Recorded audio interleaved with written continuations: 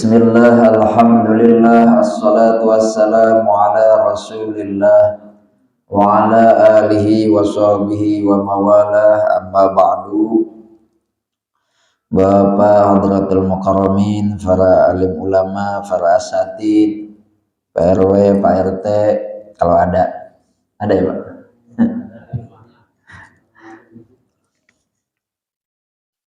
Bapak as-shaimin, as-shaimat yang mudah-mudahan dimuliakan oleh Allah Subhanahu wa taala.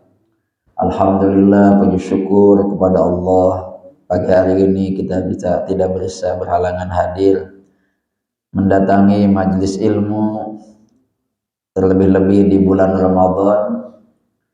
Alhamdulillah kita masuk diberikan panjang umur, sehat walafiat, sehingga kita sudah melaksanakan puasa kurang lebih 9 hari, 10 ya. Kalau mau lebaran mah dihitung wah. Mudah-mudahan amal ibadah kita baik yang fardu mau yang sunnahnya kita diterima oleh Allah Subhanahu wa taala. Semua orang menantikan bulan Ramadan, Pak. Bulan Ramadan itu karena bulan yang sangat istimewa, diistimewakan oleh Allah Subhanahu wa taala. Lau ta'lamu ummati, andaikan umatku tahu, kata Nabi Muhammad SAW, ma fi Ramadan, apa yang ada di dalam Ramadan, la tamannau an takuna sanatu kullaha Ramadan. Pengen mengharapkan seluruh tahun semuanya menjadi Ramadan. Mengapa? Bagaimana tidak keistimewaan yang Allah berikan di bulan Ramadan, pahala kita yang wajib dilipat gandakan 70. Kemudian yang ibadah sunnah bisa menjadi wajib. Kemudian Allah bukakan pintu-pintu langit yang kalau kita berdoa sebelum kita berbuka Allah ijabah.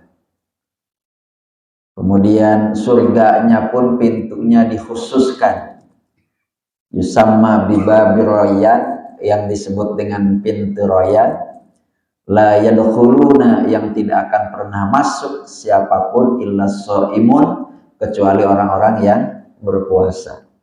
Jadi pintunya khusus, itu diberikan keistimewaan oleh Allah. Ada lagi pahalanya yang mencapai 1000 bulan, yaitu di malam Lailatul Qadar. Jadi betapa banyak bonus yang dianugerahkan nikmat oleh Allah kepada kita di bulan Ramadan. Jadi kita bersyukur karena belum tentu teman-teman kita ada yang sudah mendahului kita, kakek kita, famili kita, tapi alhamdulillah kita diberikan panjang umur sehingga kita bisa melaksanakan ibadah di bulan Ramadan. Itu kata Rasulullah SAW. Jadi hikmahnya, diampuni segala dosa-dosa yang telah lalu kalau imanan wahtisaban. Man shoma Ramadan imanan wahtisaban ghufira lahu ma taqaddama min dzanbih. Hadis Bukhari Muslim. Orang yang puasa di bulan Ramadan tapi karena iman dan ikhlas karena Allah, maka pahalanya adalah ghufira lahu ma taqaddama min dzanbih, diampuni segala dosa-dosa yang telah lalu. Maka pantas kata orang Arab, Ramadan itu artinya membakar. Membakar apa? Membakar dosa-dosa yang telah lalu. Ada yang mengatakan lagi Ramadan itu musim panas. Walaupun di Indonesia tidak pernah panas karena hujan. Daerah sana kadang hal-hal itu menjadi suatu nama. Musim semi dijadikan namanya Rabiul Awal. Kan ada kita bulan Rabiul Awal. Musim gugur, musim semi kedua Rabiul Tsani. kadang dijadikan hal-hal itu menjadi bulan. Nah, Ramadan diartikan sebagai panas yang sangat terik. Lalu fadilahnya lagi diistimewakan pahalanya khusus. Kalau semua pahala kan biasanya untuk kita. Dalam hadis qudsi Nabi mengatakan, hadis qudsi itu lapadinya dari Nabi, tapi maknanya itu dari Allah. Itu hadis qudsi, itu bedanya hadis Al-Quran sama hadis qudsi. Kullu amali ibni Adam lahu, setiap perbuatan itu adalah baginya, tapi illa saum, kecuali puasa. Fa innahu li, maka sesungguhnya puasa itu adalah untukku, wa anna azibih, dan aku yang akan membalasnya. Jadi sangat istimewa. Berbeda dengan ibadah-ibadah lain yang kadang disebutkan bagaimana pahalanya. Ini istimewa sekali. Itulah kata Nabi, pantas kalau umatku tahu apa yang ada di dalam Ramadan, kepingin seluruh tahun itu dijadikan sebagai bulan Ramadan. Itu adalah hikmah daripada Ramadan. Kemudian fadilahnya Ramadan. Kemudian apa hikmahnya bulan Ramadan itu? Hikmahnya bulan Ramadan itu wasilah untuk menuju surganya Allah. Yang tadi saya sebutkan tadi, semua kan pengen, tidak ada yang tidak kepengen masuk ke dalam surganya Allah. Tapi kan orang itu beda-beda. Jadi jangan dikira pintu surga itu adalah satu. Tapi banyak jalan, kata teman-teman, jalan menuju surga, bukan menuju Roma. Banyak jalan menuju surga. Jangan dianggap bahwa surga itu milik sendiri. Jangan dianggap itu hanya milik kita. Tapi tidak. Orang mencari jalan, semuanya adalah masuk ke dalam. Tapi siapa itu? Hanya yang mengikuti Nabi Muhammad Sallallahu Alaihi Wasallam.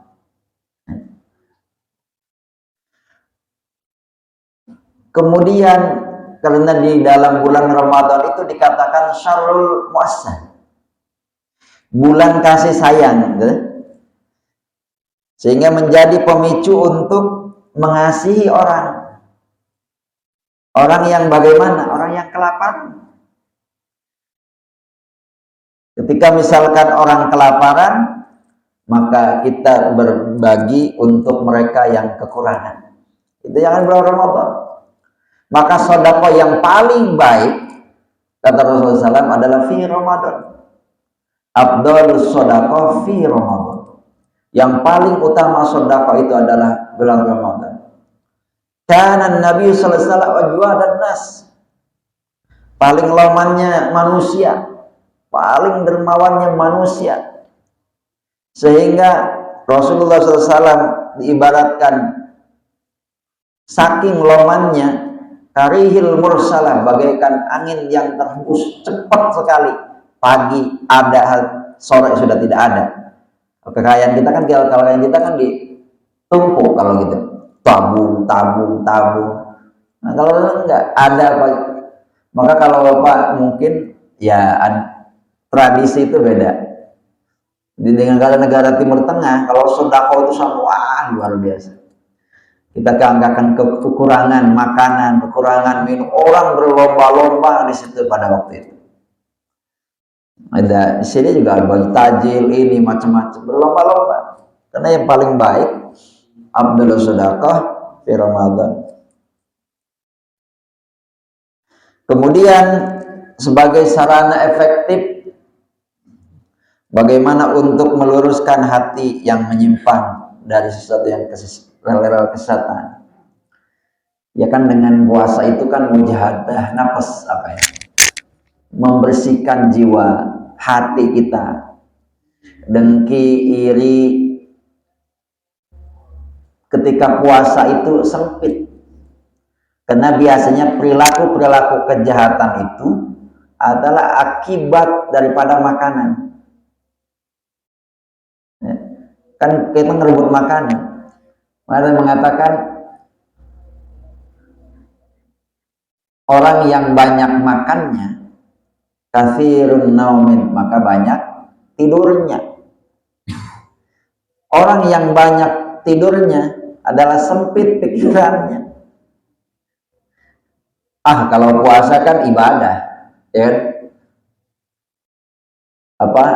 Walaupun puasa, tidur dalam kondisi puasa kan ibadah, tapi masa dihabiskan waktu dengan tidur. Sekarang mulai habis subuh sampai nanti maghrib lagi tidur gitu. Karena berpedoman kepada itu, bahwa tidurnya orang puasa itu ibadah. Ya spiritnya bukan itu, tapi spiritnya bagaimana tidurnya aja bisa ibadah, apalagi begitu loh. Itu namanya kiasul aula. Bukan dijadikan sebagai hujah bahwa udah mau tidur aja, nanti bangunin ya, nanti kalau udah maghrib bangunin. Ya gitu. Jadi tidak seperti itu. Tentunya hikmah yang paling besar adalah bagaimana kita di hikmahnya adalah maghfirah dari Allah Subhanahu wa Ta'ala. Terlepas ini doib atau tidak, yang awal syahr Ramadan awalur rahmah, bulan Ramadan adalah awalnya rahmat, wa awsatuhu maghfirah, wa akhiruhu itkun minan nar. Tapi kan ini motivasi. Ulama boleh memakai hadis ini kalau dijadikan sebagai fadhailul a'mal, sebagai motivasi untuk berbuat sesuatu. Tapi masyhur ya sama dengan hadis man fariha biduhuli sahih Ramadan, ya. Orang yang gembira di masuk bulan Ramadan, maka haram jasaduhu minan niran, haram jasanya dari api neraka. Bungahnya aja, gembiraannya aja seperti itu. Ya, itu jadikan seperti itu aja. Ini masyhur kadang. Karena ada yang mengatakan itu hadisnya maudhu. Ya lah. Itu adalah hikmah daripada Ramadan, puasa Ramadan. Lalu ta'rif saum. Apa yang disebut puasa itu? Yang disebut puasa itu adalah al-imsak. Apa al-imsak itu ya? Menahan diri. Apapun, al-imsaku awal kafu an syai'. Menahan diri dan mencegah diri dari sesuatu. Ini umum. Asalnya saum itu bahasanya seperti itu. Sehingga ada cerita Siti Maryam dalam Al-Qur'an, inni nadartu lirrahmani sauma. Ada kata-kata saum. Saum itu artinya menahan. Karena dia tidak mau an ukaliman nasa insiyai. Tidak mau bicara. Jadi kalau bapak menahan apapun, saya menahan uang untuk tidak diberikan sama istri kita, saum juga itu. Menahan menahan apapun. Itu awalnya bahasa. Tapi kalau istilah syar'i fikih, terminologi fikih, al-imsyaku naharon anil mubtirati biniyatin min ahlin lahu min tulu'il fajri ila ghurubis syamsi. Menahan diri pada siang hari dari sesuatu yang membatalkan puasa, dari mulai terbitnya fajar sampai terbenamnya matahari dengan niat tertentu. Itu adalah puasa. Jadi kalau misalkan bapak tidak makan dan tidak minum pada siang hari tanpa ada niat, tidak disebut puasa juga.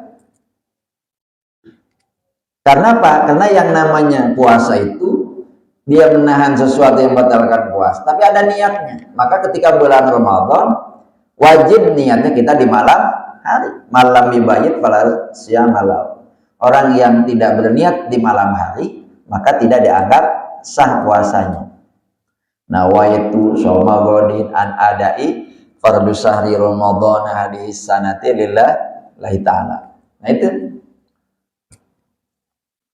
Kemudian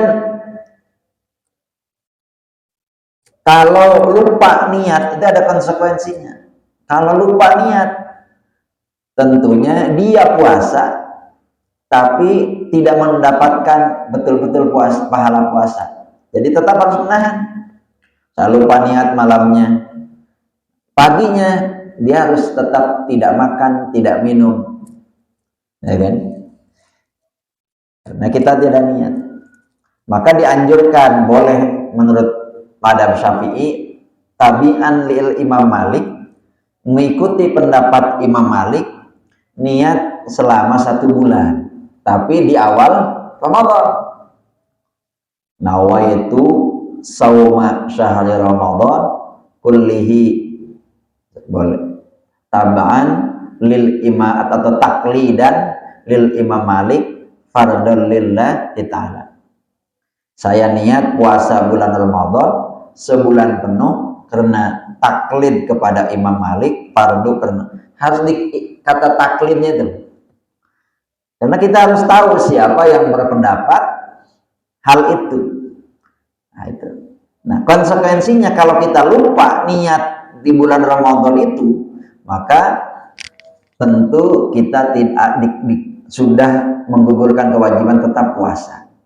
Jadi walaupun saya lupa tidak niat karena nggak taraweh, kalau taraweh pasti niat lah, karena pasti dipandu. Jadi kalau lupa niat itu tidak taraweh. Nah, kalau begitu, nah itu nanti tidak apa-apa. Jadi kalau kita lupa niat tapi di awal Ramadan sudah niat 1 bulan, mengikuti pendapat Imam Malik. Min tulu'il fajri ila ghurubi, jadi terbitnya fajar bukan terbitnya matahari. Kenapa terbitnya fajar? Ya karena subuh, pada subuh tidak ada imsak, ya kan? Imsak itu kan tradisi kita. Udah sana nggak akan ada imsak, nggak ada itu. Ini adalah ikhtiyar ulama supaya kita betul-betul puasa itu min tulu'il fajri ila ghurubi syamsi itu. Ihtiyar.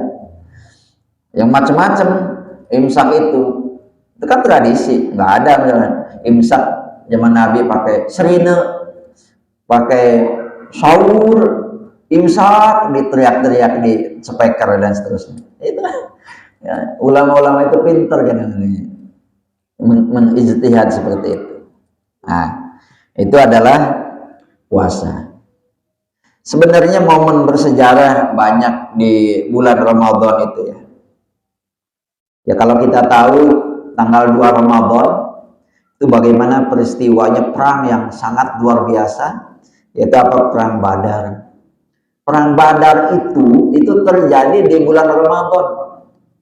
Bisa dibayangkan, mereka puasa melawan musuh perang yang kekuatannya adalah lebih besar mereka daripada umat muslim. Gak kebayang gitu.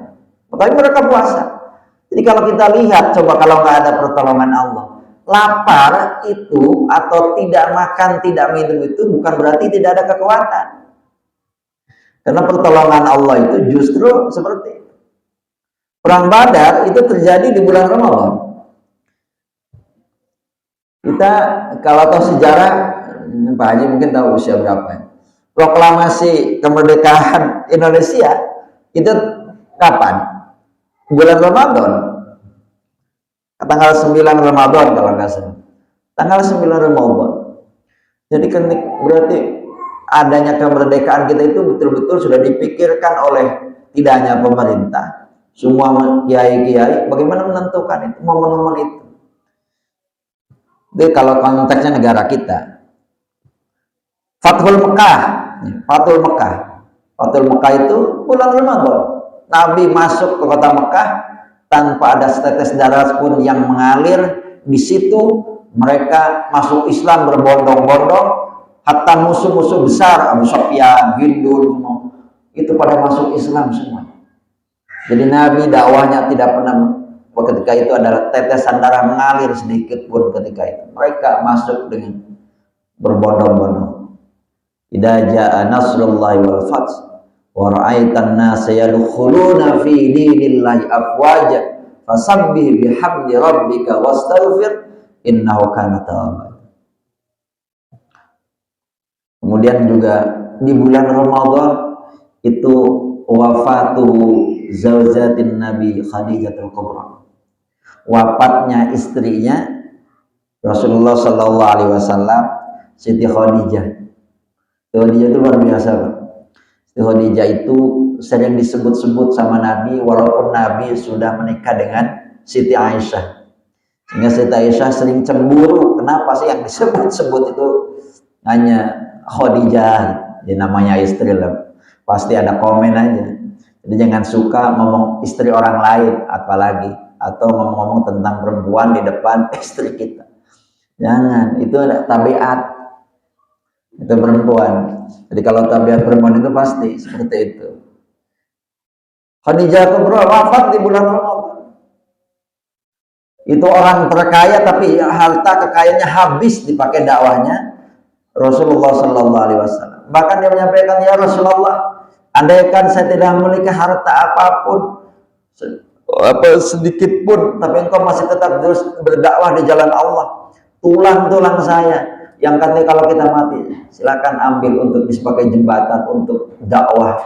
Masya Allah. Maka pernah saking tidak punyanya Khadijah habis semuanya, kepada putrinya Fatimah, tolong dong bilangin ke ayahnya, saya mintain sorban, dan kalau saya mati dibungkus dengan sorbannya beliau Nabi SAW. Kalau kata Fatimah, ya udah aja sama ibu aja, saya malu. Masya Allah. Istri kita buru-buru malu dikoret. Buru-buru malu. Ya Allah, ya Allah. Bagaimana coba tidak sayangnya Rasulullah SAW kepada istri Khadijah. Malu mau minta sorban yang itu tambalannya udah banyak, ada sampai 8 tambalan tuh. Itu aja malu Khadijah.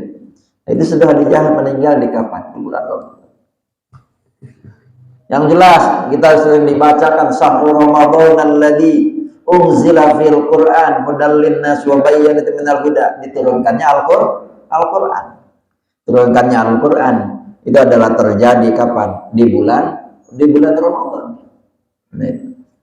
Nah, itulah perlu kita mengetahui. Jadi betapa istimewanya bulan Ramadan itu, di samping ibadah yang kita laksanakan, ibadah puasa. Kalau dalilnya kita udah pada tahu, bahkan sebelum Ramadan itu udah khotib ini di mimbarmu udah ya ayyuhalladzina amanu kutiba alaikumussyam kama, dan seterusnya. Itu kalau dengar ayat itu Cina aja tahu. Kenapa? Mau Ramadan. Mau Ramadan. Korma, sarung, baju, semua dia tahu kalau lain mau Ramadan. Jadi nggak usah. Jadi Ramadan itu hikmahnya besar. Tidak hanya mengembangkan ekonomi orang Islam sendiri, mereka malah tambah ya, itu semuanya. Jadi betapa besar hikmahnya bulan Ramadan itu. Buniyal Islam ala khamsin syahadatun an la khamsin. Itu khamsin, ingat khamsin itu 5, Pak. Jadi jangan 5 istri, tapi jadi Islam didirikan di atas 5 syahadatun an la ilaha illallah wa anna muhammadar rasulullah wa iqamis shalah wa ita'iz zakah wa hajjil baiti wa saumi Ramadan. Itu hadisnya. Kalau Bapak lihat di Muslim. Nah, itu adalah bahwa puasa bagian daripada rukun Islam yang kewajibannya adalah fardu ain. Jadi fardu ain itu kewajiban yang nempel pada masing-masing individu. Ada pertanyaan ke saya kadang, Ustaz, istri saya itu kodo, boleh nggak saya yang mengkodoin? Jangan, dia belum mati. Kenapa? Karena kewajibannya itu adalah kewajiban bagi diri sendiri. Makanya kadang perempuan yang terutama nanti kita bahas. Perempuan misalkan dia tidak sempat mengkodok bulan Ramadan tahun lalu, sekarang kan double nanti. Dia harus mengkodok, kemudian nanti bayar fidyah. Kasihan amat, saya tanggunglah puasanya biar saya menguasai, nggak bisa. Karena itu adalah fardu ain. Sama saya sholat, sama zakat, itu sama. Haji kalau mampu. Nah itu adalah sama, posisinya itu adalah sama dengan, karena ini adalah menjadi pokok, masuk dalam kategori arkanul Islam. Dalam hadis tidak ada arkanul Islam khamsatun, tidak ada. Siapa yang bikin? Ya ulama. Tapi kan populer, hebat itu ulama. Rukun Islam ada 5, rukun iman ada rukun iman ada 6. Itu menjadi kan enak dibacanya. Anwa usiam, macam-macam puasa. Puasa itu macam-macam, Pak. Ada saum wajib, puasa wajib. Seperti apa? Ya, bulan Ramadan. Apakah bulan Ramadan aja? Tidak. Apalagi saum nazar. Paham sih nadar. Andaikan saya berhasil memiliki rumah 4, kena untuk 4 istri. Saya akan nazar puasa selama 2 bulan. Maka puasa itu adalah wajib. Wajib itu dipenuhi. Tapi nazar itu jangan terlalu yang mustahil, kita tidak mungkin. Jadi juga itu nazar yang mustahil. Contoh, seandainya anak saya lulus, saya akan naik haji tahun ini. Ya tidak mungkin. Oh, daftar aja kan? Dari keputusan regulasinya tidak ini. Jadi nadar itu juga harus menyesuaikan dengan kemampuan dan mungkin apa tidak. Nah itu wajib, jadi wajib, puasa wajib. Apalagi saum qada, puasa qada ya wajib. Jadi puasa wajib itu qada itu membayar puasa. Nah, kemudian ada saum sunnah. Puasa sunnah udah tahu. Bapak, ibu-ibu Senin Kemis puasanya sunnah. Yaum Arafah tanggal 9 Dzulhijjah sunnah. Yaum Asyura tanggal 10 sunnah. Kemudian nanti di bulan Syawal 6 hari kita bulan Ramadan, kemudian diikutin 6 hari di bulan Syawal, itu sunnah yang pahalanya sama dengan puasa satu tahun. Sering kita lakukan. Yang bagus adalah mutawalliyah. Apa mutawalliyah itu? Terus menerus. Hari Idul Fitri nanti berikutnya puasa. Saya mudik, saya ini banyak macam-macam kantor. Ya udahlah, selang-seling. Yang penting ada di dalam bulan Syawal. Nah itu. Pahalanya beda. Yang pengen enak baik. Al ajru bi qadri ta'ab. Pahala itu adalah sesuai dengan kepayahannya. Masa beda 27 derajat orang yang di awalnya mengikuti takbiratul ihramnya imam dengan orang yang ketika imam lagi tahiyat akhir baru datang. Beda nggak? Beda. Tidak bisa disamakan. Yang sama itu kalau kita ngambil berkat ketika tahlil, mau belakangan mau akhir sama bawa berkat. Itu makanya air. Jangan disamain, beda. Oh, nanti sama saya dapat fadilah jamaah, saya fadilah jamaahnya dapat. Tapi kalau 27 derajatnya tidak. Nah itu. Kemudian puasa sunnah. Pada puasa makruh, soal makruhah. Puasa makruh seperti apa? Menghususkan puasa. Saya mau puasa khusus di hari Jumat. Saya puasa khusus di hari Sabtu, di hari Minggu dan seterusnya. Tidak bisa, makruh hukumnya. Jadi kalau kita menghususkan hari, itu adalah makruh. Senin Kemis kan tidak dikhususkan. Dan itu yang Senin Kemis itu adalah sudah dilakukan oleh Rasulullah SAW. Makruh. Kalau disambung dari sebelumnya boleh, Kamis puasa, nanti Jumat terus nyambung. Ada juga puasa yang haram, puasa diharamkan, ada. Apa? Bapak Idul Fitri, mentang-mentang lagi semangat puasanya saya puasa juga lah Idul Fitri. Ini suruh buka oleh Allah, puasa ya haram. Idul Adha haram. Yang mutasyrik tanggal berapa itu? 11, 12, 13. Yang mutasyrik ya haram. Nah, itu adalah diharamkan.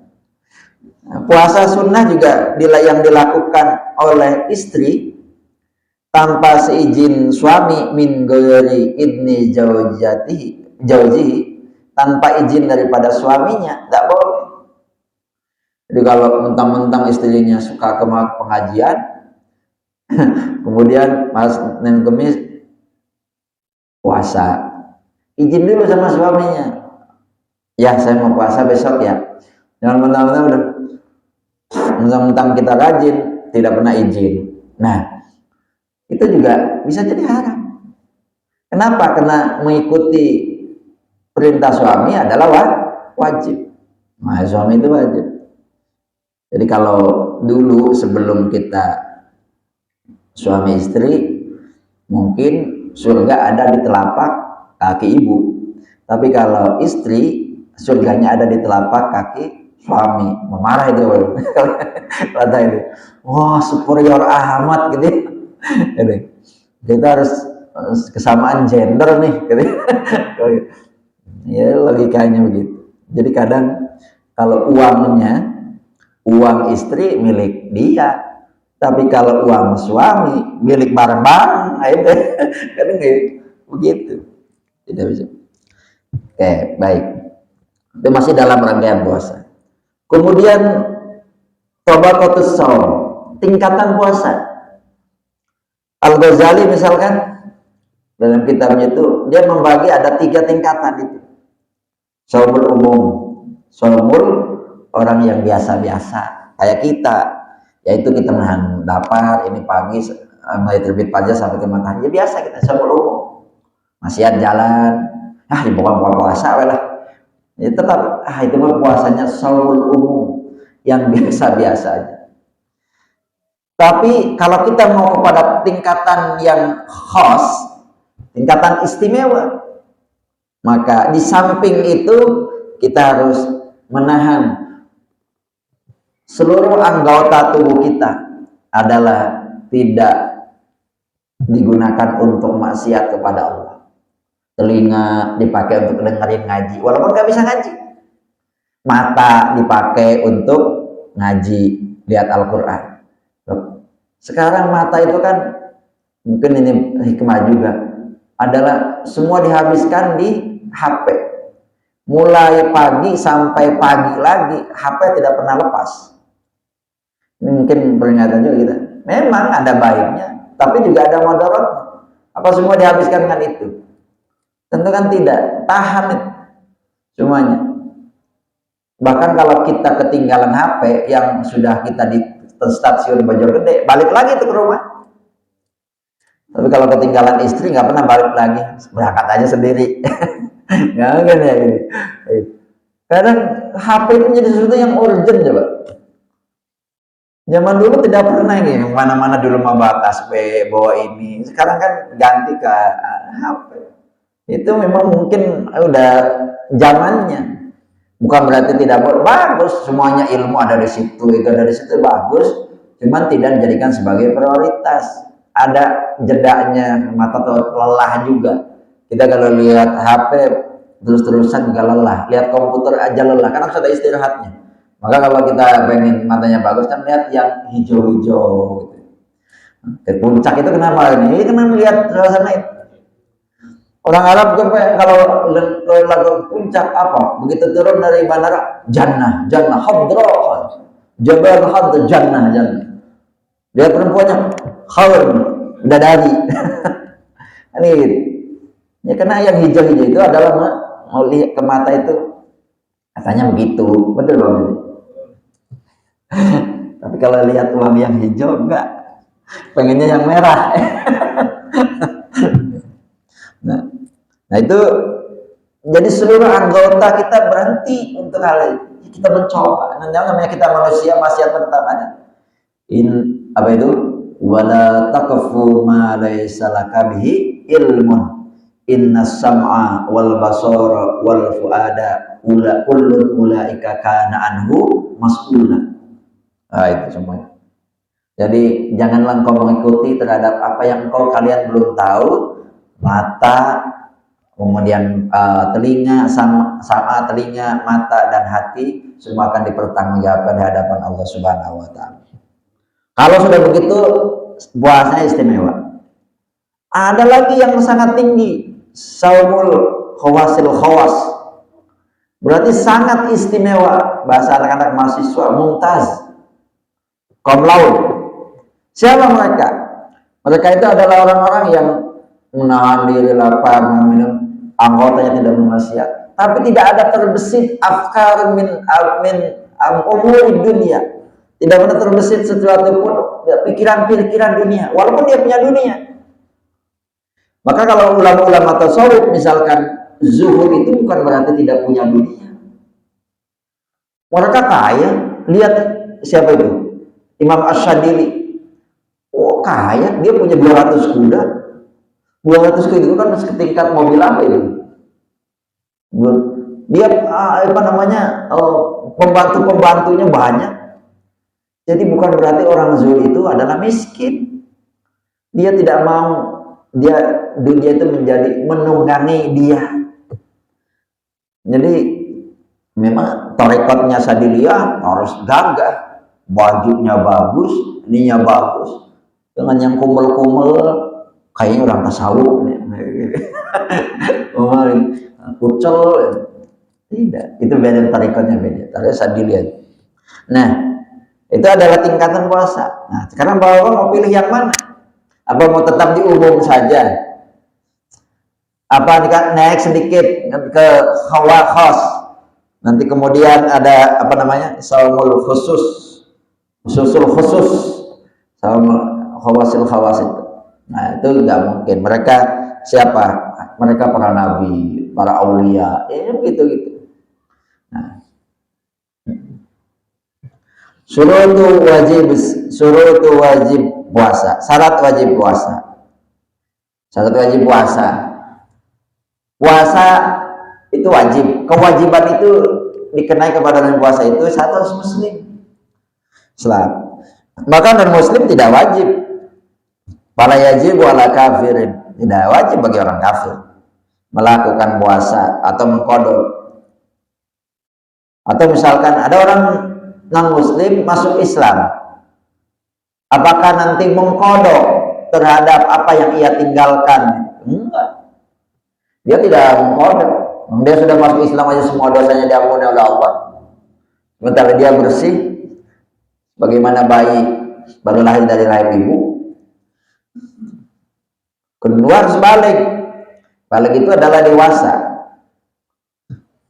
sehingga tidak wajib bagi anak yang belum balik. Jadi anak-anak itu tidak wajib sebenarnya puasa. Tapi untuk bagaimana, walaupun tidak wajib, tapi sah mereka puasa. Dan untuk tarbiyah, untuk mendidik anak-anak kita untuk bisa puasa.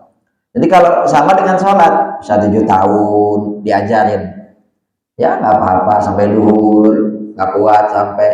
Tapi alhamdulillah ya, kalau lihat anak-anak sekarang yang kalau hal yang begitu mah kuat tuh mereka. Kalau zaman dulu kita agak bandel juga gitu. Zaman dulu, SD itu kadang kita masih ogah-ogahan tuh puasa. Zaman dulu ya, karena mungkin kekurangan makanan biasanya. Nah, kalau mereka tidak puasa, kalau sudah usia 10 tahun, jadi pukul sama dengan sholat. Bagaimana dipukulnya? Tentunya ghairu mubarih, tidak melukai. Kalau ini entongnya dipukul, ambil pentongan, ya jangan seperti itu. Nah, itu adalah harus balik. Yang berikutnya harus berakal. Orang berakal, jadi tidak ada kewajiban untuk orang gila. Orang gila puasa, nggak ada kewajiban karena dia tidak berakal. Nah, atau apa namanya, dan tidak wajib mengkodok. Ini kadang kita, gimana kalau orang gila? Selama dia gila, wajib nggak mengkodoknya nanti? Enggak. Kenapa? Karena tidak ada kewajibannya.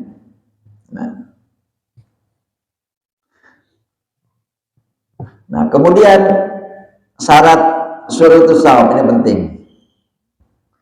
Berapa bedanya ada syarat wajibnya puasa dari apa sampai apa? Berakal ya. Kemudian mampu apa ya? Qudwatus shaum, mampu untuk berpuasa, mampu. Sehingga puasa tidak wajib bagi orang tua.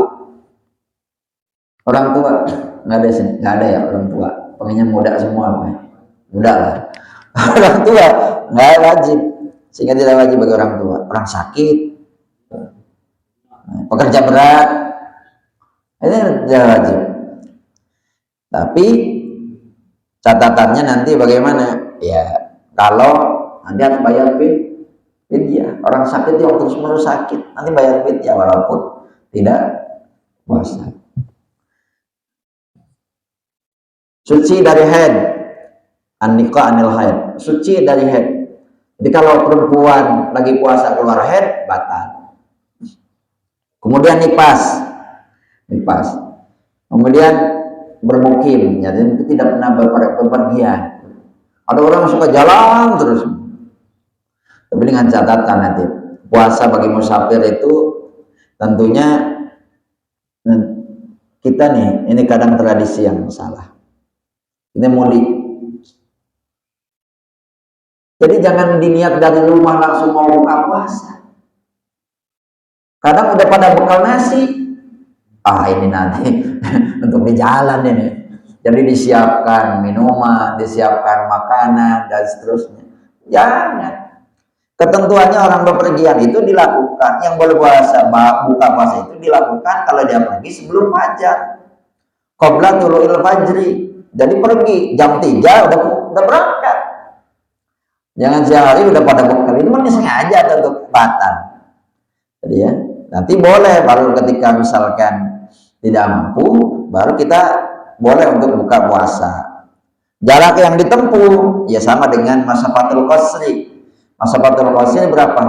Kurang lebih di 82 km. Nah, jadi kemudian bepergiannya mubah, yang tidak ada mengandung unsur maksiat.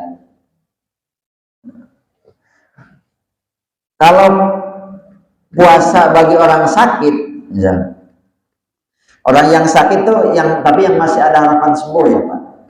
Jadi yang masih ada harapan, ini kategori apa? Boleh berbuka puasa bila tidak keberatan, tidak kepayahan ya.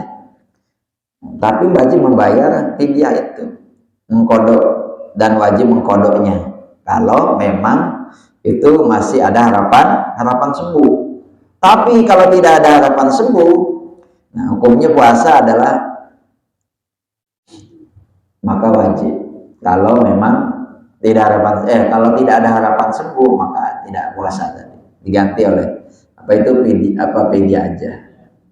Kapan fidyahnya?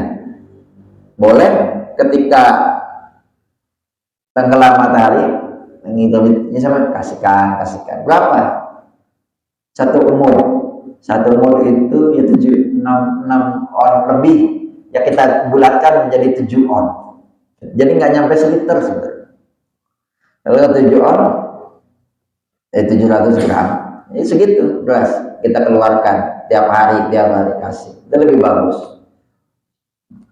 Atau mau dirapel ya, tapi jangan sebelum, jadi jangan yang akan datang puasanya udah dikasih fidyah, jangan.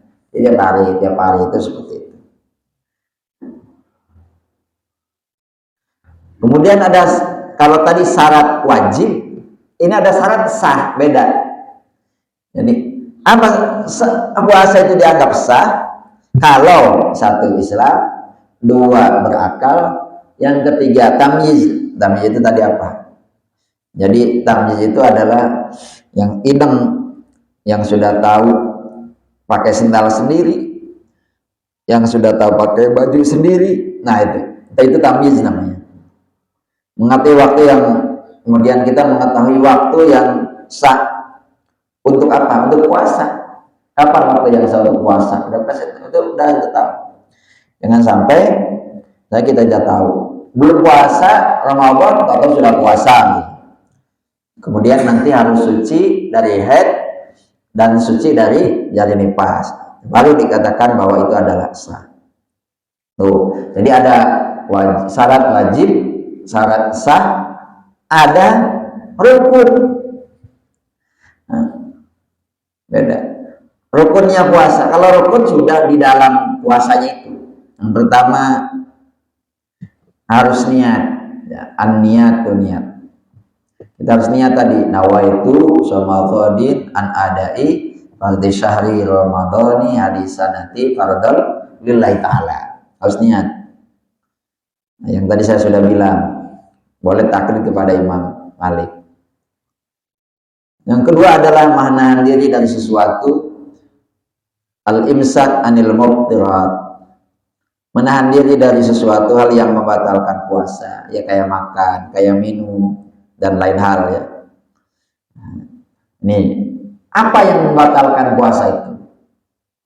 Kita tahu yang pertama adalah duhurul ain, masuknya benda ilal jauh kepada bagian-bagian penting di dalam anggota tubuh, lubang-lubang itu, sehingga masuk ke dalam perut. Jadi masuknya benda ke bagian dalam anggota tubuh. Di anggota tubuh itu ada apa aja yang lubang? Ada mulut, kemudian apa lagi? Telinga, apa lagi? Hidung, lalu kubur, dubur. Udah. Kalau ada benda yang masuk ke dalam hal itu, maka batal. Jadi kalau ada pertanyaan, ya Ustaz, kalau kita suntik batal nggak? Nggak batal. Kalau memasukkan obat melalui dubur, batal. Batal. Ada apa namanya, mikrolat, ya deh. Kita masukkan air tetes telinga, apa obat tetes telinga, batal. Tapi bagaimana kalau saya obat tetes mata? Tidak batal, karena bukan lubang. Ini. Gimana? Ngorek kuping. Ngorek kuping tidak batal, Pak. Asal ikan tidak masuk. Gimana ngupil? Orang tua dulu batal loh. Sebenarnya orang tua dulu itu pinter ya. Supaya ada adabnya. Sebenarnya tidak batal. Gimana kalau upilnya gede misalnya, terus dibiarin misalnya, kalau juga nanti batal. Bahkan zaman dulu batal loh kalau mohon maaf BAB, batal kamu bahasanya. Ya, kalau kita nggak mau BAB gimana? Yang dikhawatirkan itu ketika kita membasuh pantat kita adalah ada air yang masuk ke dalam, makanya harus hati-hati. Maka zaman dulu ketika mandi di kolam, kentut di dalam air batal bahasanya, kata gitu ya. Zaman dulu juga kalau kita di sungai mandi, kentut dalam air batal bahasanya. Itu saking ikhtiyatnya bagaimana tidak ada air yang masuk ke dalam. Gimana kalau kita berumur, berumur lalu terlanjur masuk air itu ke dalam, batal enggak? Kalau berumurnya biasa-biasa saja, tidak mubalaghah, tidak sampai udah masuk, yang itu yang batal. Tapi kalau terlanjur nggak batal, nggak ada kesengajaan. Anak-anak kan sekarang pura-pura ke air, bodoh, baru minum, gitu. Nah itu muntah, apa? Alkohol, sengaja muntah, batal. Jadi kalau misal sengaja muntah apa ada? Ada. Kalau kita misalkan jari masuk ke dalam, sengaja muntah, batal. Tapi kalau kita muntah karena sakit, mabok, gitu kan, batal nggak? Tafsir ada dua. satu. Kalau tidak ada sisanya yang masuk lagi ke dalam perut, maka tidak batal. Tapi kalau tidak ada, kalau ada sisanya batal. Tapi kalau tidak ada sisanya, maka tidak batal. Nah itu, gimana cara apa namanya, tandanya masuk? Ya ada bekas-bekas sisanya ditelan kembali. Jadi jangan coba-coba misalkan kita bekas sahur, maaf ya, bekas sahur kita nggak nyikat, kemudian sini masih ada, pas jam 7, lumayan telan, sahur, itu batal itu. Kemudian berhubungan badan, ya tentulah. Ini hubungan badan tidak boleh kalau siang hari. Kalau malam hari boleh. Ini terjadi nih. Ketika dulu katanya puasa kan semuanya ditahan. Orang Arab kan nggak bisa nahan gitu. Jadi mohon maaf, jima tidak boleh. Akhirnya protes itu sama Nabi kan pernah dulu. Yang dilarang itu adalah siang hari. Kalau malam, uhillalakum lailatas siyami arafasu ila nisaikum. Oh, setelah ada ayat itu, ada sahabat begitu maghrib jima, masya Allah, sampai segitunya. Tapi ya sahabat menggunakan syariat. Keluar sperma yang disebabkan oleh, mohon maaf, onani batal. Tapi kalau keluar sperma yang diakibatkan apa namanya, melihat gambar, sebenarnya dalam fikih tidak batal. Tapi pertanyaannya, yang batal apanya? Pahala puasanya. Gitu. Kalau fikihnya nggak batal. Sama ibarat misalkan kita sholat pakai sejadah yang digosok dan kan tidak sah kan sholatnya, tapi tidak mendapatkan pahala apa-apa.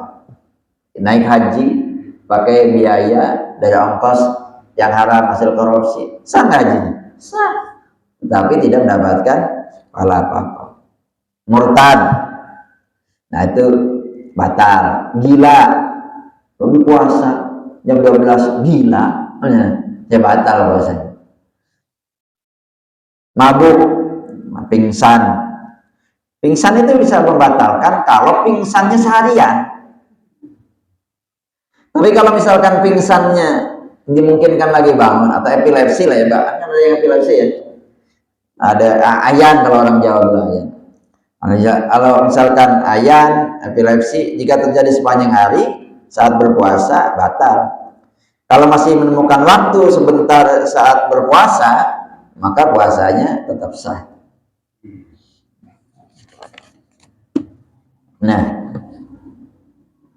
lalu haid batal, nifas batal. Istri kita melahirkan ketika di bulan puasa, maka ketika melahirkan batal puasanya. Nah, ada dalam puasa itu yang konsekuensi imsak. Imsak itu apa tadi? Menahan. Misalkan orang sengaja membatalkan puasa tanpa ada udzur, sengaja dibatalkan, maka dia harus tahan itu.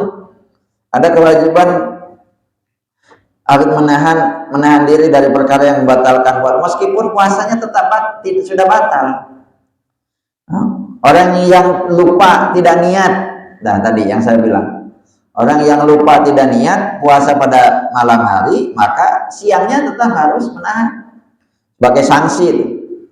Orang makan sahur dengan berprasangka gini, masuk waktu subuh ternyata karena jamnya keliru kan gitu kan, jamnya lihat jam 3, ternyata udah jam 5 karena jamnya keliru, yang ngebangunnya nggak ada, itu jam 5. Aduh, gimana ya? Ya itu terpaksa dia harus tetap puasa, tetapi tidak sah puasanya. Sama ibarat waktu maghrib, maka hati-hati. Ini yang tentang adalnya ini, betul-betul hati-hati berdosa. Begitu adzan, ternyata bukan waktu maghrib, yang dipakai pedomannya radio Surabaya, sana udah ada, maka itu menjadi batal, tapi harus tahan. Nah, maka yang ikhtiar kan antara Jakarta Bogor beda nggak? Beda. Jadi jangan kita melihat TV mana itu TV yang ada di Jakarta, stasiun TV jelas berbeda. Nah makanya penting itu nanti yang tukang adzan yang maghrib itu atau ini, kadang tukang adzan maghrib di masjid dia mah udah buka, baru setelah buka baru adzan. Wih pinter juga kadang udah kelamaan. Ya itu ya. Orang yang berbuka puasa, orang yang apa namanya, atau ada orang yang berprasangka bahwa disebut ada tanggal 30 Sya'ban ya, dan ternyata sudah masuk bulan Ramadan, dia kira tanggal 30 Sya'ban gitu. Ternyata sudah masuk 1 Ramadan. Nah, tidak sah dia puasanya misalnya, tapi dia harus menahan. Nah itu hal yang terkait dengan puasa, nanti kita bisa tanya jawab di yang lain. Nah, saya masuk ke zakat fitrah. Tradisi di kita itu kadang apa namanya, zakat fitrah ada yang di awal, ada yang di akhir, ada yang di tanggal 20 sampai dan seterusnya. Nanti apa namanya, boleh apa enggak? Apa yang disebut dengan zakat fitrah itu? Zakat fitrah itu kan kalau kita dulu saya belum membahas, misalkan zakat itu kan membersihkan badan kita. Kalau fitrah itu membersihkan diri kita yang langsung secara individual.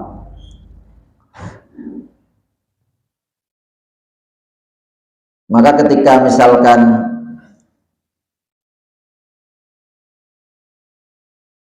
kita menggunakan kata fitrah, secara bahasa itu adalah sifat naluri dan pembawaan manusia.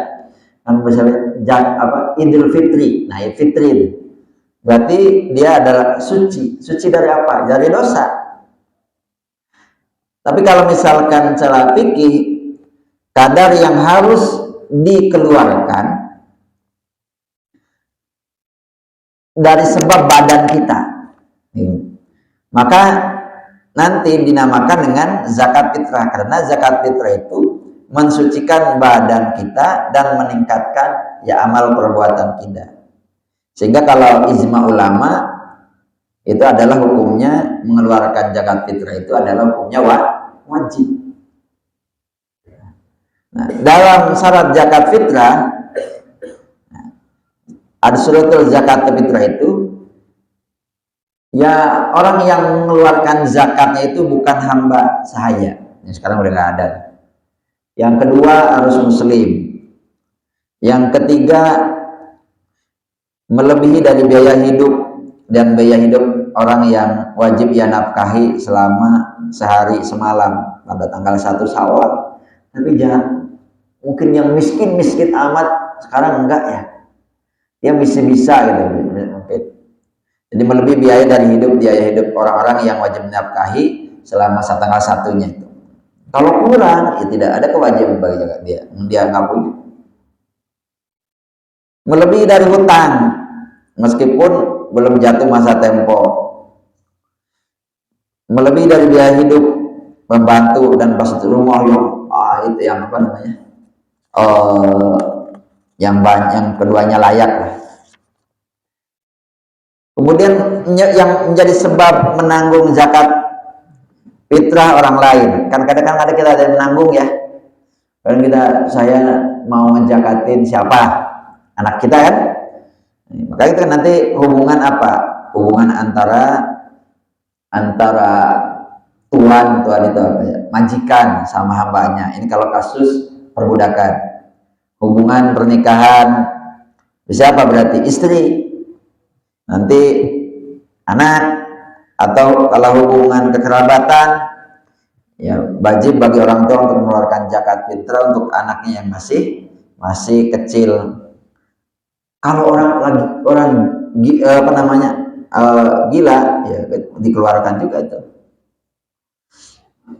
Berapa kadar yang dikeluarkan itu? Nah ini yang kadarnya. Kalau misalkan dalam zakat fitrah versi beberapa kitab, misalkan ada dalam kitab At-Thariqat As-Sa'diyah itu ya sudah dikonversi itu kurang lebih 2 kilo 75 gram 2 kilo. Tapi kalau kita mutasor Al-Bunyan itu 2,5 kilo. 2,5 kilo kita biasa ya, 2,5 kilo. Tapi kalau versi ulama yang lihat ada mengatakan sampai 3 kilo.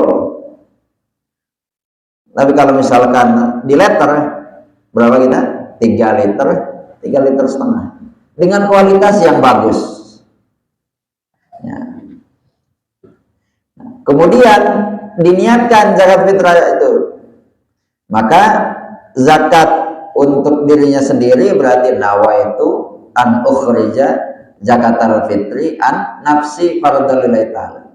Saya niat mengeluarkan zakat fitrah dari badan saya fardu karena Allah. Kalau istri nawaitu an ukhrija zakatal fitri an zaujati fardholillahi ta'ala. Kalau anak nawaitu an ukhrija zakatal fitri an waladi. Kalau anak laki an ibni. Kalau perempuan an binti, dari anak perempuan saja. Nah, kemudian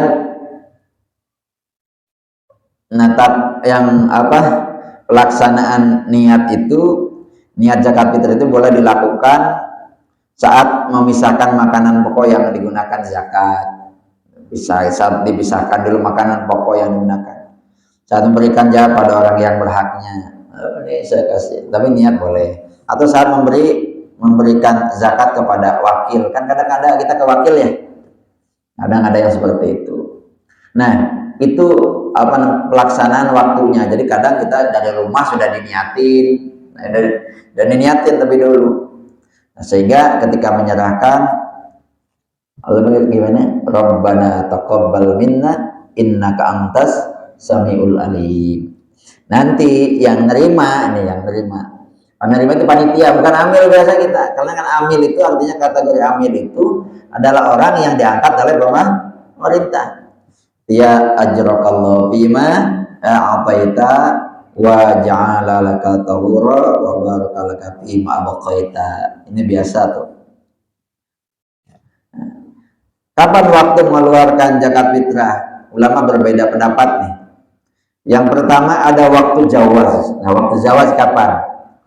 Waktu zawaz itu adalah min awali syahri Ramadan. Dari awal bulan Ramadan sampai waktu memasuki waktu wajib, yaitu kapan? Malam hari raya. Itu zawaz, waktu zawaz. Kemudian ada waktu wajib. Kapan? Ketika menemui bulan Ramadan, menemui sebagian awalnya bulan Syawal. Ya, berarti oleh karena itu biasanya setelah maghrib malam 1 Syawal, nah, wajib dizakati. Ada pertanyaan, bagaimana bayi yang lahir setelah maghrib malam 1 Syawal?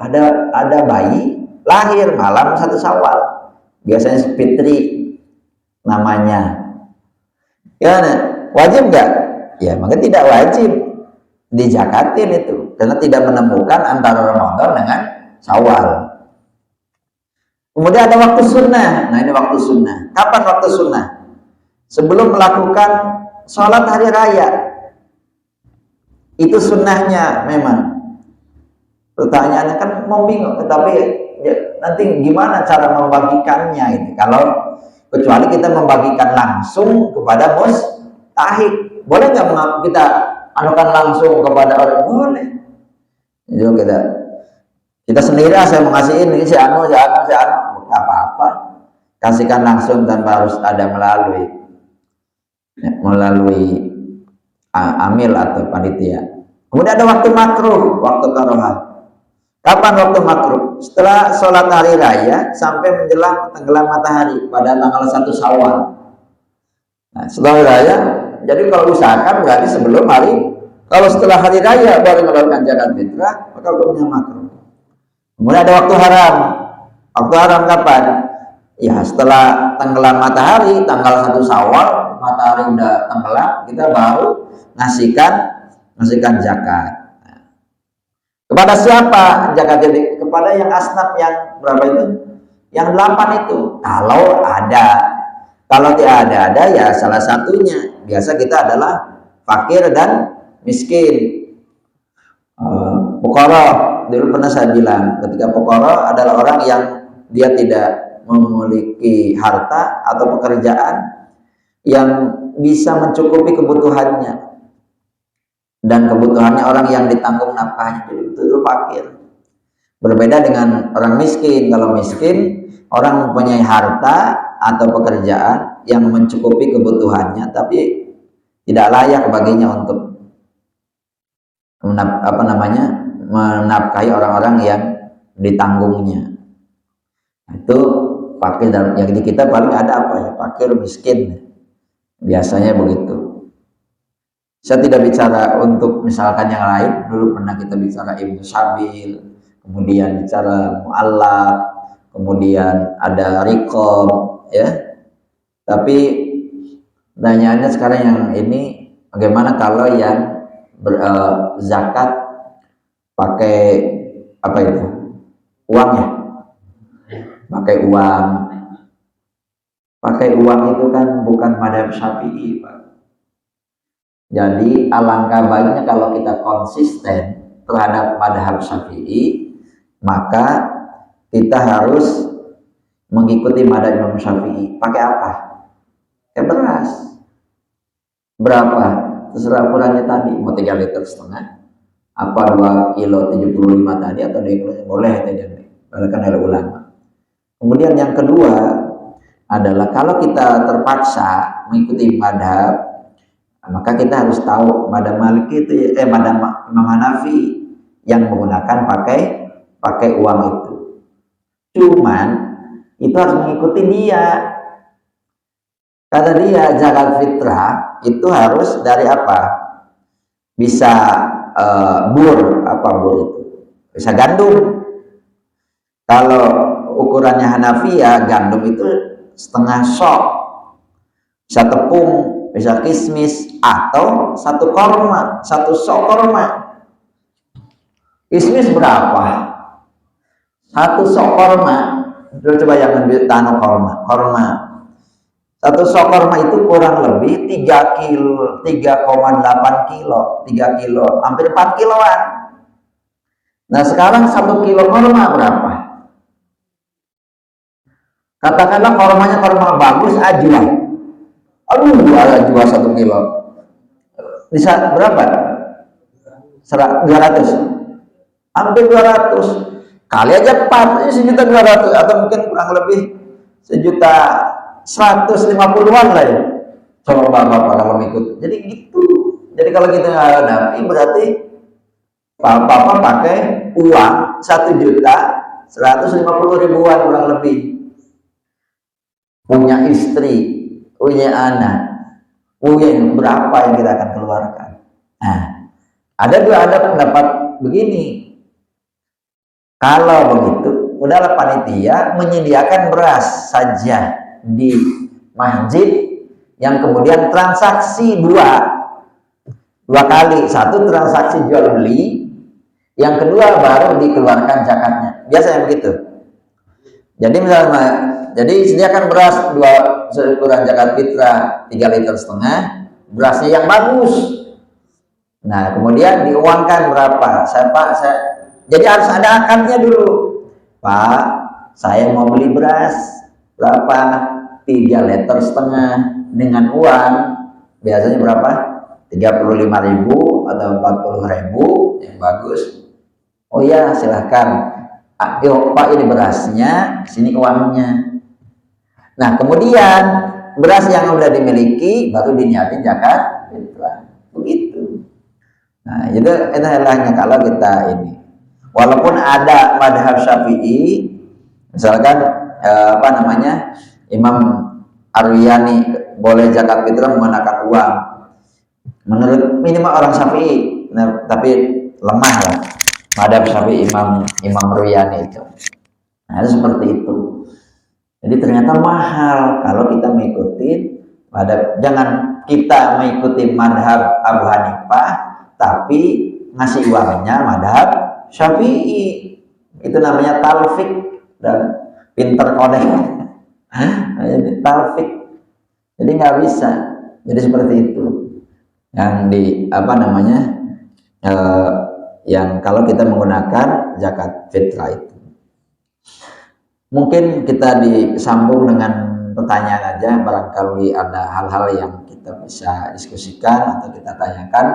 Itulah yang bisa saya sampaikan. Mohon maaf atas segala kekurangan dan kehilafan. Wallahul muwaffiq ila aqwamit thoriq. Wassalamualaikum warahmatullahi wabarakatuh. Silakan. Anak yang sudah kerja tapi belum nikah, apakah juga? Oh iya. Bagaimana kalau anak sudah kerja? Jadi anak yang sudah kerja, sudah balik, bukan tanggungan kita. Kalau dia mau kita fitrahin, maka harus biidni. Apa ini? Dengan harus izinnya. Nah, ayah mau zakatin kamu ya, Nek? Nggak apa-apa. Tapi kalau udah kerja, dia sendiri yang harus zakat. Jadi tidak boleh kalau tidak ada izin. Nah, kecuali menjadi tanggungan. Ya, anak masih kecil, istri kita, orang tua kita yang apa itu? Yang fakir atau miskin. Nah, boleh. Itu loh. Jadi syaratnya harus kalau sudah balik dilepas. Hanya zakat itu harus balik. Misalnya, ini terkait dengan pembayaran fitrah yang beras tadi ada di sini bagus sekali. Pertama, kalau misalnya ini panitia menyediakan beras gitu ya, boleh dibuka di situ. Tapi ini ada mungkin kreasi yang bisa menentukan ini apa namanya ambil lah. Jadi panitia membeli beras misalnya ke supplier makasih lagi supplier ya kan itu misalnya untuk satu paket harganya misalnya sekitar 25.000 35 lah, lalu panitia menjualnya kepada yang mau itu 40.000 kan itu, karena di sana ada transaksi jual beli. Ya. Nah, itu boleh nggak kira-kira itu kreasi itu salah nggak? Nggak salah.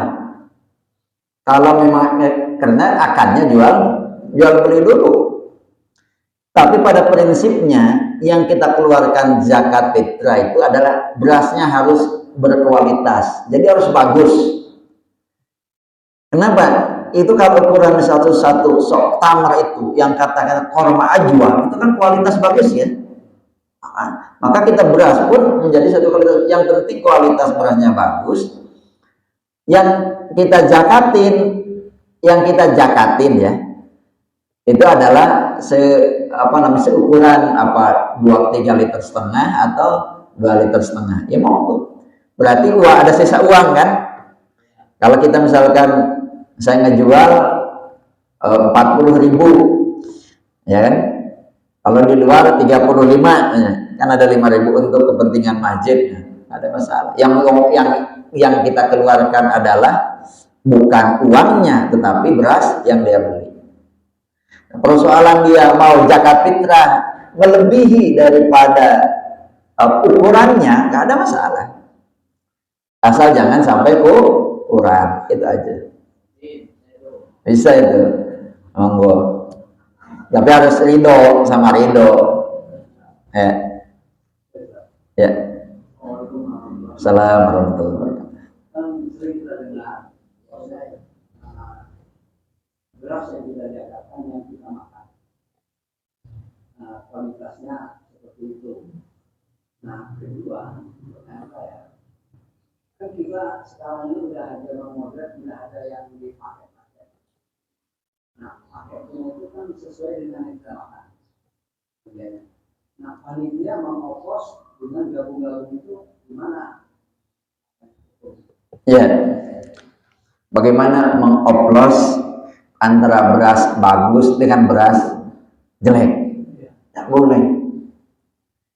Bukan panitia, kita juga mengoplos, misalnya, kan dalam transaksi juga, apalagi kalau diungkapkan. Ini persoalannya akan ketika diungkapkannya, Pak, ini kualitasnya bagus, padahal hasil beras oplosan, ya, udah bohong juga kan? Pada dasarnya memang di dalam zakat fitrah itu ada makanan yang memang dimakan sehari-hari yang menjadi kekuatan kita. Tentunya ukurannya bukan kita sendiri, tapi standar umum. Kadang kenapa menjadi standar umum bukan standar kita? Karena mungkin bisa beda antara bapak satu dengan bapak yang lain. Makannya yang saya mah yang berasnya yang rojo lele, ya kan? Tapi yang itu mah misalnya saya mah berasnya beras dedak, ya gitu. Tapi kebiasaan untuk yang barang yang bagus itu adalah yang standarnya itu aja. Jadi yang itulah yang dipakai buat zakat fitrah. Jadi bukan mengukur kepada diri kita sendiri, tetapi menjadi standar umum yang itu bisa dijadikan kekuatan makanan untuk kehidupan kita sehari-hari. Jadi kalau dioplos, transaksi oplos itu sudah tidak boleh. Oplos yang bagus dengan yang jelek, apalagi sampai sembunyi-sembunyi. Ya pokoknya saya ngejual beras, misalnya. Tapi udah kan insur gos, karena ini jual beli dulu kan. Gis itu nggak boleh dalam jual beli, apa? Penipuan itu. Ini ada penipuan. Ya kalau yang bagus, ya bagus. Kalau yang jelek, yang jelek. Tapi bisa nggak yang jeleknya kayak apa? Kalau dia masih mampu untuk itu, ya nggak ada masalah. Tidak boleh. Tapi kalau dia tidak mampu untuk membeli, yang ada malah justru begini kadang. Ini orang fakir ya, orang fakir. Kita kasih ke orang fakir. Jadi kadang orang fakir menunggu dulu pembagian beras dari kita, kemudian dia mengeluarkan zakat fitrah. Ada yang begitu. Karena dia tidak punya. Tapi kalau menunggu pembagiannya kapan? Tadi saya bilang waktunya kan habis. Jadi kalau dibagikan, apalagi di kita dibagikannya zakat fitrah, kadang bukan hari Idul Fitri ya, dibagikannya ya, bukan dikeluarkan. Dibagikannya bisa jadi sebelum Idul Fitri udah kita bagikan gitu. Atau yang lebih parah lagi, setelah Lebaran baru dibagiin. Ya walaupun boleh ya, itu seperti itu. Dia boleh kalau memang miskin. Dulu di pondok kadang begitu. Ada orang yang fitrah nih, sih, alhamdulillah saya terima. Kenapa yang fakir nggak punya, yang pondok nggak punya, dijakatin lagi loh. Jadi 1,2 itu semua itu dapat bisa zakat. Kalau memang fakir ya, kalau ini kita fakir, miskin, tidak punya, betul. Lain dengan yang punya, hal berbeda. Gitu ya Pak. Ya jalan Pak. Salam.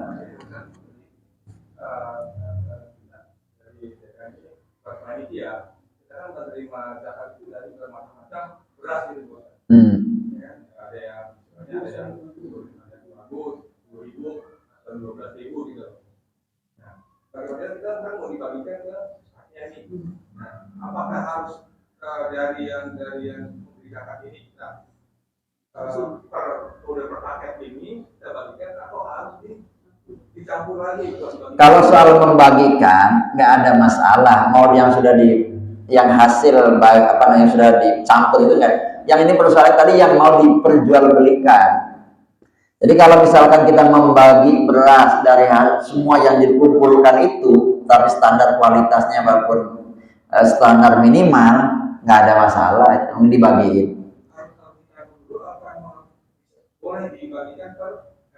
Boleh dibagikan, dicampur. Yang lebih baik adalah ketika yang sudah per paket aja, terpaket. Nah, tapi kalau tadi yang saya jual beli dioplos, ngambil saya dari sini dioplos, jangan ngambil dari zakatnya orang, itu kan punya orang. Jadi memang panitia sudah, kita membeli beras dulu ya, baru dijadikan transaksi itu. Ya. Salam berkat. Ini kalau seandainya panitia menyiapkan beras, ya,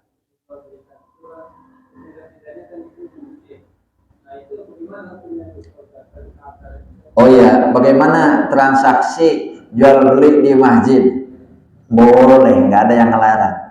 Yang tidak, yang apa namanya, yang dilarang itu ketika ibadah dia transaksi jual beli, terutama ketika hari Jumat. Ya ayyuhalladzina amanu idza nudiya ila sholati, ya kan? Idza nudiya ila sholati Jumat fas'au ila dzikri wa dzarul baik. Ya, kalau kita misalnya lagi ada bisnis ini ya nggak apa-apa. Wah, urusan dunia kan karena gitu ya. Baiknya memang itu kan urusan dunia, nggak boleh di masjid kayak gitu kan. Nggak boleh di masjid, ya cari tempat yang baik gitu. Ya, tempat yang baik.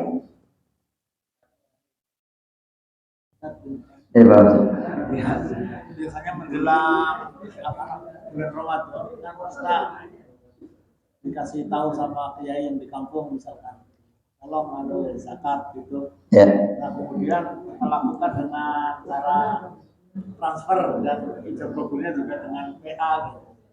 Kemudian di tempat lain juga ada hukumnya bagaimana kalau kita membayar zakat fitrah dan juga misalkan paket sembako lebih dari satu tempat, nanti yang dihitung sebagai zakat fitrah yang asli yang gimana gitu. Ya, sebentar, ini zakat fitrah pakai uang? Pakai uang yang transfer, jual belinya sah, ya. Kemudian apakah nanti mengeluarkan zakat fitrah itu boleh dari desa lain?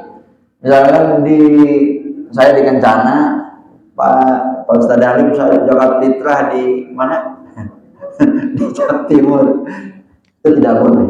Namanya naqluz zakah, memindahkan zakat itu. Nah, kalau memindahkan zakat, kan yang prioritas adalah daerah sekitar. Termasuk cara membagikannya juga adalah yang diutamakan adalah sekitarnya dulu, cari informasi sekitar baru keluar. Itu namanya memindahkan zakat ke desa lain. Tapi boleh jika panitia tersebut bolehkah panitia zakat misalkan memindahkan zakat pada itu istilah selain daerah orang yang membayar zakat, kan gitu kan ada ya. Nah, boleh, tapi harus resmi dari pemerintah. Kenapa harus resmi dari pemerintah? Karena amil itu ditentukan oleh pemerintah. Memang kamu dari sana, gitu lah maksudnya. Boleh, tapi harus resmi dari pemerintah. Itu saya di sini ada sebenarnya. Madhab ada muzawazin naqliz zakah. Ada masalah menurut kalau madhab tidak boleh memindahkan zakat ke tempat lain illa li hakimin, kecuali bagi hakim atau pemerintah, ila baladin dakhili tahta wilayatihi, dalam daerah kekuasaannya, kama yajibu sarfuha ila asnafil, sebagaimana membagikannya ke asnaf samaniyah, wa in asyara li imkanihi, walaupun sulit bil khalti wa ilam, begitu. Ya, Pak. Maksud saya gini, saya zakat tapi lebih dari satu tempat gitu. Oh enggak. Oh, di sini zakat fitrah. Misalnya, maka bukan zakat fitrah. Zakat fitrah tetap satu. Tapi nanti menjadi sodakoh saja. Sama dengan kasusnya kita mengeluarkan zakat fitrah kok di luar waktu jadi, tapi tidak zakat fitrah, jadinya sodakoh. Yang jadi yang mana? Yang satu yang di daerah itu. Kalau di daerah yang lain ya sodakoh. Jadi kalau orang juga terang, Pak Sar tolong belikan beras di situ untuk zakat fitrahnya si Anu, misalkan gitu kan, ya itu tidak boleh kita memindahkan. Anda mau jawazin nakl zakat. Kenapa? Ya harus diprioritaskan wilayah sendiri, kecuali hakim memerintahkan, pemerintah memerintahkan, kamu zakatnya di sana, karena di sana miskin, gitu loh. Di sini nggak ada yang miskin. Udah pindahkan orang-orang sini, zakatnya jangan di sini. Di mana? Di tempat lain. Tapi yang menentuin siapa? Hakim. Dalam fikih itu berarti hakim di sini adalah pemerintah, maksudnya. Pemerintah. Ila baladin, tapi di bawah kekuasaannya tidak boleh presiden misalkan atau dia memindahkan zakatnya di Malaysia, di Singapura, dan seterusnya. Ya seperti itu. Ini memang ada juga itu. Kayak transfer korban. Enggak? Ya. Ada kan sekarang dagang di waktu puasa, ini banyak pembeli yang tidak puasa. Ini gimana? Ya. Bagaimana membuka toko di waktu orang berpuasa, ya kan? Toko makanya barang makan lah ya. Kalau dia dimungkinkan tidak ada orang yang memang tidak ada orang yang melakukan buka, ya tidak boleh. Kenapa? I'anatu alal maksiyah, menolong terhadap kemaksiatan. Cuman begitu ada, apakah memang kita harus hancurkan? Itu yang pertanyaannya kan. Bagaimana tradisi amar ma'ruf? Tentunya tidak seperti itu. Siapa yang berwenang menuntut itu? Adalah pemerintah, bukan urusan kita. Jadi bukan kehendak sendiri. Pada prinsipnya dia, saya kan menyediakan orang-orang yang tidak puasa. Misalnya dari Bapak jangan di situ. Sekarang sekitar kita Muslim apa enggak? Semuanya mayoritas Muslim. Misalnya, kecuali mungkin Bapak di NTT, mohon maaf, Papua, itu kan, ya tidak ada masalah, walaupun yang berdagang adalah orang Muslim. Tapi kalau misalkan di sekitar kita ada masyarakatnya Muslim, itu tidak boleh. Kalau jualannya itu adalah mulai pagi. Tapi kalau dimungkinkan jualannya untuk berbuka, ya nggak ada masalah. Yang misalkan tukang warung udah buka, jam berapa bukanya? Jam 4, nggak ada masalah.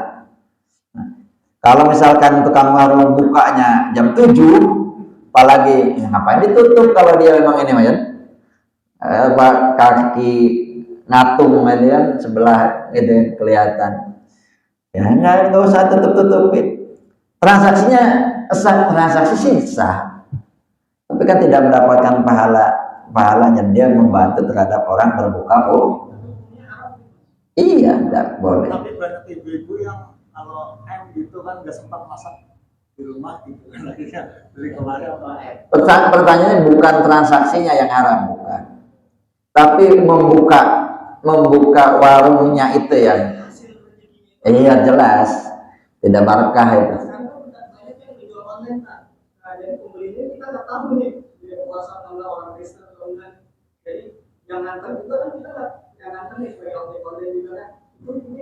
Kalau transaksi jual belinya tetap sah, nggak ada masalah. Kita mau transaksi dengan siapapun itu adalah boleh, bermuamalah dengan baik Muslim non Muslim, nggak ada masalah. Nabi pernah bertanya dengan Yahudi, dia menggadekan baju besi itu, nggak ada masalah. Yang bermasalah adalah ketika misalkan warung itu adalah memang dia buka adalah untuk apa? Untuk orang-orang yang berbuka puasa, bukan pada waktunya. Nah itu. Maka ada beberapa, cuman kita boleh menutup bahasanya, mengingatkan mereka. Cuman ada koridornya. Siapa yang berhak untuk itu? Ya pemerintah. Maka betul kalau memang kita buat perda, buat ini, itu menjadi sesuatu yang efektif. Sehingga dibatasin waktunya. Masa kita dulu kan kita buka aja ada pembatasan waktu kan? Waktunya dibatasin, tidak boleh buka mulai pagi sampai zuhur misalnya. Atau sampai jam 2 atau jam 3. Nanti baru buka itu ya. Itulah kekuatan kita. Persoalan dia jual belinya adalah tetap sah. Kita beli ya sah, mereka jual sah. Pertanyaannya adalah apakah rezekinya barokah apa enggak, gitu. Kan begitu. Jadi kalau pada sisi dohir syariatnya adalah sah, nggak masalah. Itu ya.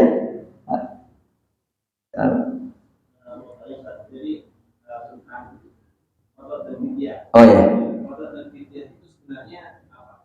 Pilihan gitu ya, atau memang ketika sudah membayar fidyah tidak wajib qada, atau sebaliknya gitu. Jadi kayak contoh tadi contohkan orang tua yang mungkin tidak mungkin sembuh ya.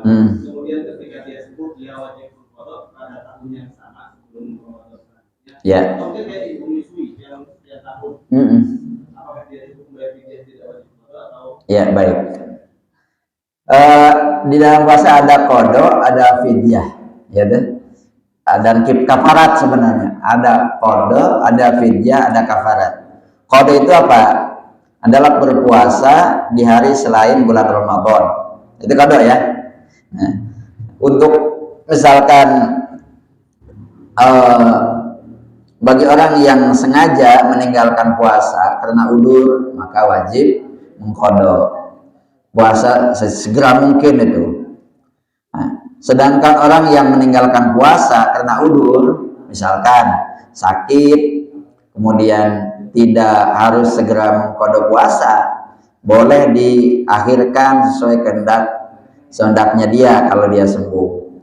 Nah, tapi jangan sampai terlambat sehingga datang Ramadan tahun mendatang lagi, maka dia ada itu nanti ada fidyah. Nah, fidyah itu artinya apa? Fidyah itu tebusan bahasa kita. Yang menurut istilah syariat itu denda lah, denda yang wajib ditunaikan karena meninggalkan kewajiban atau melakukan larangan. Maka dia kategori orang yang wajib membayar fidyah siapa? Lansia. Lansia yang tidak sanggup melakukan puasa. Nah itu ya udah nggak sanggup, maka boleh fidyah. Dengan caranya tadi kapan? Ya mau kalau lansia boleh nanti sehari-hari fidyah, itu boleh. Nah, atau orang sakit yang tidak ada harapan sembuh, nah, untuk fidyah. Kemudian tadi wanita hamil menyusui tapi dia khawatir kepada keselamatan bayinya. Kalau wanita hamil menyusui tapi khawatir keselamatan bayinya, itu yang wajib fidyah. Tapi kalau tidak khawatir kepada bayinya, dia harus qada dan tidak fidyah gitu. Kemudian orang yang mengakhirkan apa itu? Qada. Tadi yang saya punya hutang puasa tahun lalu, ternyata tahun ini nggak dibayar. Karena mengakhirkannya qada puasa Ramadan itu adalah bayar fidyah. Orang mati tapi memiliki hutang puasa. Mohon maaf ayah kita, mungkin ya, ibu kita, itu kita memiliki hutang puasa, boleh difidyahin. Atau sesuai dengan kehendak kita berapa sih yang ditinggalkan puasanya siapa itu orang tua kita. Bapak udah pernah tahu belum cara niat fidyah? Belum ya? Nah, kalau kita memang misalkan fidyah untuk orang sakit keras atau lansia, niatan itu fidyah itu. Nawaitu nanti bahasa Indonesia begini, nawaitu an ukhrija hadhil fidyah li iftari shaumi Ramadan fardhan lillahi ta'ala. Saya niat mengeluarkan zakat fidyah ini karena berbuka puasa di bulan Ramadan.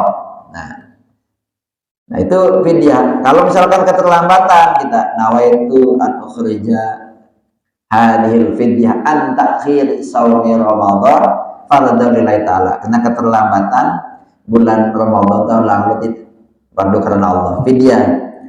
Sehingga kalau kita simpulkan, misalkan wanita mana itu? Nah, wanita haid nifas, kodok, nih Pak ya.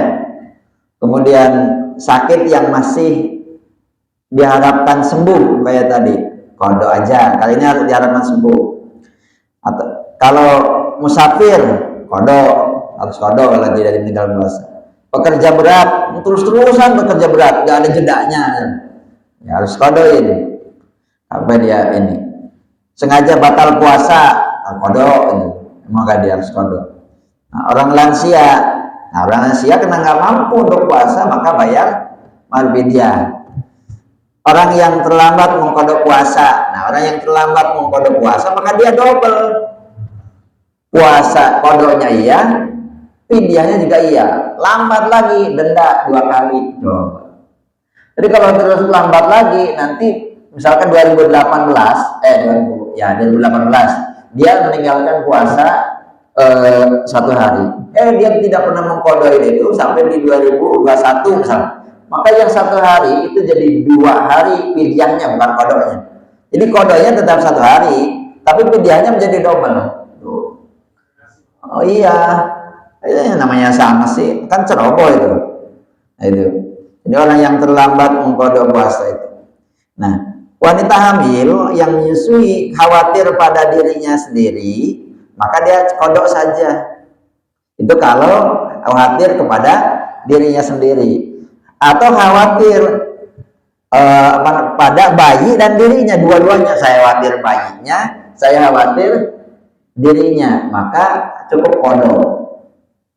Tapi kalau dia khawatir pada bayinya saja, dia tidak khawatir kepada dirinya, maka dia fidyah. Nah itu. Jadi pertanyaannya kadang ibu-ibu kan tidak pernah, saya khawatir. Rata-rata apa? Khawatir terhadap bayinya. Maka yang ia lakukan adalah dia adalah wajib fidyah, gitu ya, fidyah. Jadi tidak ada kodok. Jadi kalau misalkan diniatan nanti, ya udah dia harus khawatir kepada bayinya supaya dia tidak kodok, gitu. Tapi kan jarang yang begitu itu. Yang lebih baik adalah ya kalau memang ada, itu kalau yang nggak ada kan berlipat ganda, ya kodok ya fidyah, gitu kan, berat juga kan. Nah, itu orang gila ya kodok, itu seperti itu Pak. Lansia tadi Pak, apa batasannya, ada umur? Enggak, batasan lansia itu lansianya yang tidak mampu dia melakukan puasa. Tapi ada yang lansia kayak Pak Haji itu lansia, tapi masih muda, ke bawah muda, ke atas tua. Nah, itu bukan. Jadi dia tidak masuk. Jadi lansia itu memang dalam bahasa Arab haram pikun. Sudah pikun, Mbak. Ya, waktu sholat zuhur, sholat isya, kan artinya gitu, sholat asar, sholat subuh, kiblatnya kemana mau lagi, udah pikun lah. Ya udah itu lansia itu. Iya, bukan usia. Kalau usia ukurannya, ada usia misalnya 70 tahun masih segar, apalagi kalau usianya pensiun dianggap lansia. Nah, Aisyah. Kayak gitu ya Pak. Ya, ya, ya. Kadang-kadang habis yang ini habis lebaran dikodok lagi Ustaz. Kadang nyuruh dikodok. Mungkin karena apa namanya